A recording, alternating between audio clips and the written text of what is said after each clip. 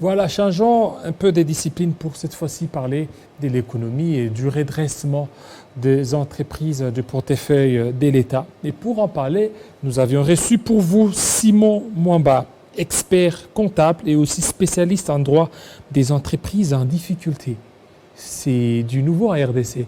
Bienvenue, Monsieur Simon Mwamba. Merci, Monsieur Kilolo. Voilà, vous êtes spécialiste en droit des entreprises en difficulté. C'est qu'il y a des entreprises qui sont en difficulté en RDC. Oui, c'est vrai, il faut reconnaître que c'est un droit très compliqué, les droits des entreprises en difficulté. Je fais allusion ici, ces droits est réglementé par l'acte uniforme portant procédure collective d'appurement du passif. Et nous avons eu, moi personnellement, l'occasion d'être formé et le privilège d'aider quelques entreprises qui étaient en difficulté à sortir de cette situation. J'exerce cette fonction au tribunal de commerce Kinshasa-Matete et c'est un outil très efficace et très important. Il va falloir informer et former aussi les praticiens ou les gestionnaires des entreprises pour qu'ils puissent se servir de cet instrument juridique afin de sortir leurs entreprises, surtout les dirigeants d'entreprise, la classe dirigeante. Alors, vous plaidez pour le redressement des entreprises du portefeuille, mais il y a le COPIREP, le comité de réforme des entreprises du portefeuille de l'État, mais cette structure a existé et continue encore à exister. Donc, ça n'a rien fait jusque-là. C'est vrai, aujourd'hui, vous savez, au Congo, il y a cette terminologie, quand on parle des entreprises du portefeuille, je fais allusion aux entreprises commerciales du portefeuille, on les a surnommées les canards boités. C'est pour dire que ces entreprises ne sont pas en équilibre. Il y a pas mal de problèmes et depuis plus d'une décennie, il y a quand même des problèmes qui s'est posé. Et voilà, en 2008, il y a eu tout un cadre législatif pour transformer ces entreprises en entreprises commerciales. Il y en a qui ont été transformées en établissements publics et d'autres ont été transformées en services publics. Maintenant, en ce qui me concerne, moi, je cadre juste sur ce qui est entreprise commerciale et non les autres établissements ou les services publics de l'État. Alors, cette réforme a été entamée par les COPIREP avec l'appui de la Banque mondiale et les gouvernements. Ces entreprises ont été transformées, mais malheureusement, il est tout à fait regrettable aujourd'hui de constater que malgré tous les efforts fournis et par les gouvernements et par tous ses partenaires, ces entreprises se retrouvent toujours un peu boiteuses, comme on les a surnommées. Et voilà, aujourd'hui, moi, ce que j'aimerais dire, c'est qu'il y a un instrument juridique, comme je l'ai dit, c'est droit des entreprises en difficulté. Je sais que sous certaines conditions spécifiques, sous réserve de certaines conditions spécifiques, ces entreprises sont aujourd'hui des entreprises commerciales et que ces entreprises sont régies, certaines par l'acte uniforme portant société commerciale et groupement d'intérêt économique et qu'il y a lieu de recourir à tout cet arsenal juridique pour voir qu'est-ce qui se passe exactement au sein de ces entreprises. Parce qu'il faut dire que ces entreprises ont vocation à soutenir l'État, parce que ces entreprises doivent aussi verser des dividendes au trésor public. Et voilà, aujourd'hui, la problématique de ces entreprises se pose. Et je pense bien qu'avec le président actuel, en ce moment, d'ailleurs, je crois bien, comme il y a eu la publication du gouvernement, le gouvernement a été mis en place, je crois bien que bientôt, il y aura des nominations au sein de ces entreprises et que nous souhaitons que les règles soient respectées et qu'il y ait de la compétence pour gérer ces entreprises. Voilà. Vous parlez que les règles soient respectées, mais ne craignez-vous pas avec ce qui s'est passé lors de la formation du gouvernement? C'est qu'il y a eu FCC Cash qui se sont réunis pour faire sortir un gouvernement et probablement pour les entreprises publiques, mais vous ne craignez pas qu'il y ait un problème au niveau des critères des sélections par rapport aux différents animateurs? Vous savez, M. Kilolo, c'est une question très importante et une question qui fait couler beaucoup d'encre parce qu'aujourd'hui, la crainte même des bailleurs des fonds ou même des partenaires de la RDC, le chef de l'État est en train de jeter une image positive à l'extérieur pour inviter les autres à venir investir au Congo. Mais il va falloir que nous, Congolais, que nous puissions donner l'exemple dans la gestion de nos propres entreprises à nous, les entreprises du portefeuille. C'est là le problème qui se pose. Et je pense que si nous, on arrive d'abord à bien gérer nos entreprises, en ce moment-là, les autres, les étrangers, les investisseurs étrangers pourront se fonder sur nos propres actions pour dire, voilà, c'est un climat apaisé, ils ont déjà de l'expérience, ils ont déjà une certaine compétence dans la gestion des entreprises publiques, et en ce moment-là, ils viendront.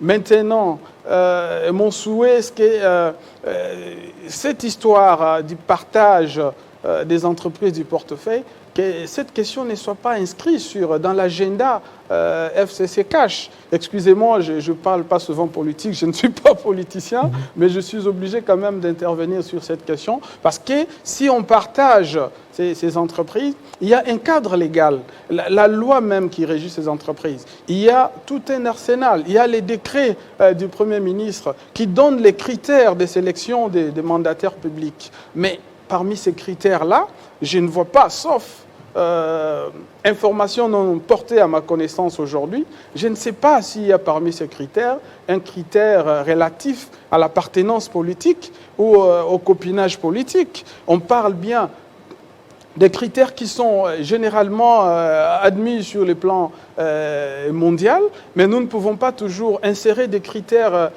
politiques sans fondement qui ne favorisent pas même l'utilisation de la compétence qui est aujourd'hui au Congo. Il y a de la compétence au Congo, mais on ne peut pas à chaque fois interférer cette intrusion politique dans la sélection des mandataires. Malheureusement, si ça arrive qu'on reconduise ou on parte sur cette base d'appartenance politique, nos entreprises vont disparaître. Parce que ces entreprises, si je ne me trompe pas, la plupart de ces entreprises se retrouveraient déjà en cessation de paiement. Ces entreprises ne sont pas en mesure de faire face à leur passif exigible et exigé avec l'actif disponible. Voilà, ce sont des notions très techniques du droit des entreprises en difficulté que je pourrais peut-être prochainement, avec beaucoup plus de temps, expliquer comment nous pouvons sortir ces entreprises des difficultés qu'ils rencontrent. Voilà, comment soigner ces entreprises qui jadis étaient considérés comme des canards boiteux, et actuellement, il faut que ça puisse rapporter des ressources naturelles et des ressources importantes à l'État congolais. Vous savez que jusque-là, avec un budget de 10 milliards de dollars, comment on peut redresser ces entreprises? Merci pour cette question pertinente, mais je pense que, comme je l'ai dit, un spécialiste des entreprises en difficulté, c'est comme un médecin. Oui. Un médecin, quand vous allez voir un médecin parce que vous êtes malade, le médecin n'est pas un magicien pour vous prescrire les traitements adéquats. Il faut une thérapie forte, mais ça passe par des diagnostics, ça passe par je dirais, des audits vraiment bien. C'est pas des audits financiers du genre commissariat aux comptes ou une attestation quelconque, mais ici je parle bien des audits dans les cadres du redressement de ces entreprises-là.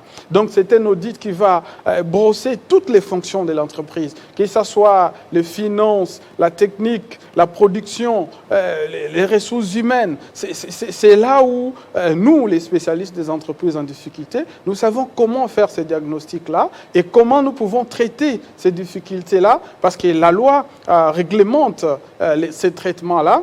Et vous savez que quand une entreprise est en difficulté, ce qu'on appelait l'autrefois la faillite, mais les droits OHADA réglementent cette situation-là. Et c'est là, je dis, qu'il faut que les mandataires qui seront nommés puissent parfois être informés et formés comment ils peuvent recourir à cette compétence-là pour traiter les difficultés des entreprises. Parce qu'il faut dire que les droits des entreprises en difficulté, la finalité de ces droits, c'est préserver d'abord la continuité de l'activité économique de l'entreprise et préserver aussi l'emploi et aussi apurer les passifs. Parce que ces entreprises, on parle toujours d'un passif social qui est exorbitant. Tout ce qui est salaire, retraite, c'est des gros montants qu'il faut verser. Mais ces droits des entreprises en difficulté a des moyens. Ces droits a des possibilités de travailler sur toutes ces difficultés-là et proposer une thérapie adaptée à la situation de chaque entreprise, parce que je peux le faire de manière générale, mais je pense qu'aujourd'hui, il faut que les gestionnaires de ces entreprises-là puissent être informés et formés afin que nous puissions appliquer les cadres... Là, ce sont des recommandations que vous faites. Voilà, appliquer les cadres législatifs et réglementaires qui régissent la gestion de ces entreprises-là. Parce qu'il faut dire qu'il y a même les codes de conduite de ces mandataires-là. Les mandataires publics doivent signer, avant même d'exercer leurs fonctions, ils doivent signer ce qu'on appelle au portefeuille les contrats des mandats. Mais est-ce qu'aujourd'hui, ces contrats est suivi? Est-ce que ces contrats a des effets sur ces mandataires-là? Parce que si je sais que je réponds de mes actes à un politique, je ne suis pas contraint à respecter parfois les obligations qui découlent de ces contrats-là, mais je pense qu'il y a lieu d'améliorer et ramener toutes ces entreprises boiteuses, comme on les appelle, à marcher correctement dans un équilibre qui soit un équilibre tout à fait réglementé par les droits, et que les personnes qui commettent des infractions, d'ailleurs les dirigeants de ces entreprises-là savent très bien que leur responsabilité, tant civile que pénale, peut être engagée s'il est établi qu'ils sont trempés dans des détournements, voire même l'incompétence. Ils peuvent être mis à la disposition de la justice. Vous êtes spécialiste en droit des entreprises en difficulté, je le répète encore, vous l'avez dit, vous êtes médecin, vous pouvez apporter des pistes de solutions, mais à l'état actuel, de ces entreprises-là, est-ce que l'avenir vraiment est prometteur? Parce que lorsqu'on est en train de voir, on essaie, il y a eu copyrep, il y a eu beaucoup de réformes, mais jusque-là, ça continue toujours à boiter, ça continue toujours un peu à tituber, ça et là. On ne parvient pas à se retrouver dans ces entreprises-là. C'est vrai, M. Kilolo. Je rappelle ici, si ma mémoire est bonne, que la Banque mondiale avait mis à peu près 180 millions pour la réforme de ces entreprises-là. Aujourd'hui, ces entreprises-là sont des entreprises commerciales. 180 millions. Oui, ces entreprises-là sont des entreprises commerciales. Et quand vous êtes une entreprise commerciale, bien que ces entreprises-là soient majoritairement détenues par l'État pour certaines, parce qu'il y en a aussi d'économies mixtes où l'État est minoritaire, il faut dire qu'il s'avère que ces entreprises-là sont redressables. Aujourd'hui, je ne sais pas vous dire si certaines de ces entreprises sont en faillite ou situation de cessation de paiement, comme on le dit dans des termes techniques, mais je pense qu'il faut faire un diagnostic pour arriver à déterminer d'abord la situation. S'il s'avère qu'une entreprise du portefeuille est redressable, en ce moment-là, il faut appliquer la thérapie qu'il faut à l'entreprise. Une entreprise, c'est comme une personne humaine qui vit, qui a des fonctions. Quand vous avez, par exemple, attrapé un cancer, les spécialistes, il va décider, il va voir à quelle étape vous êtes et vous prescrire un traitement adéquat. C'est ce que nous avons appris à faire avec certaines entreprises. Et moi, personnellement, j'exerce cette discipline-là au tribunal de commerce. Et beaucoup d'entreprises sont en difficulté, parfois parce que les dirigeants ne sont pas au courant de tous ces outils juridiques que les droits ont mis à leur disposition. Parce qu'il faut les informer et il faut aussi les former. Parce que les mandataires qui sont nommés parfois, ils ne sont pas dans leur domaine. Parfois, ce ne sont pas des hommes qu'il faut à la place qu'il faut, mais il faut respecter les critères qui ont été définis. Il y a des textes de loi qui définissent qui peut être mandataire public. Qui d'ailleurs, même ces textes-là ne sont même pas respectés. Hein. Tout à fait. Il y a des textes, ce qui fait la beauté de la RDC, il y a beaucoup de textes, mais ces textes-là ne sont pas respectés. Effectivement, c'est à cause de l'intrusion politique, parce que les mandataires, parfois, ils se croient dépendre de leur, ce qu'on dit aujourd'hui, entre guillemets, autorité morale, autorité politique, que la vraie gestion qui est basée sur les textes des lois. Parce que quand vous prenez par exemple, vous avez la comptabilité de ces entreprises-là, mais ces entreprises-là sont assujetties à l'acte uniforme sur la comptabilité et l'information financière. Ils doivent avoir une comptabilité normale. Ils doivent respecter les délais des dépôts de leurs états financiers. Ils doivent avoir un respect pour la tenue des assemblées, des conseils d'administration. Ceux qui sont mandataires doivent assister. Ils doivent personnellement être là et travailler pour préserver les intérêts de l'État. N'oublions pas que ces entreprises-là sont constituées avec les impôts. C'est avec l'argent du contribuable que l'État arrive à créer ces entreprises-là. Et je pense que c'est une affaire sérieuse qui doit concerner au plus haut sommet les dirigeants pour que les personnes qui seront demain nommées comme dirigeants ou mandataires dans ces entreprises-là puissent, au besoin, passer par des recrutements normaux où on peut tester la capacité ou la compétence de la personne à être mandataire dans une entreprise du portefeuille, parce que ces entreprises doivent contribuer au budget de l'État. Voilà, ces entreprises doivent contribuer au budget de l'État. Merci beaucoup, Simon Mwamba. Vous êtes expert comptable et spécialiste en droit des entreprises en difficulté. Avec vous, on a donné la thérapie. Bon, c'est fini. Hein? C'est moi qui vous remercie. Voilà, on a donné la thérapie pour pouvoir redresser les entreprises de portefeuille de l'État qui étaient considérées comme des canards boiteux. Cette fois-ci, espérons que ça sera la bonne. Ça n'est fini, fidèles téléspectateurs. 19h, heure de Kinshasa, et 20h, heure de l'Est de la République démocratique du Congo. Vous aurez la grande édition de Grâce Salambo. Restez branchés sur nos antennes de Télé 50. À très bientôt.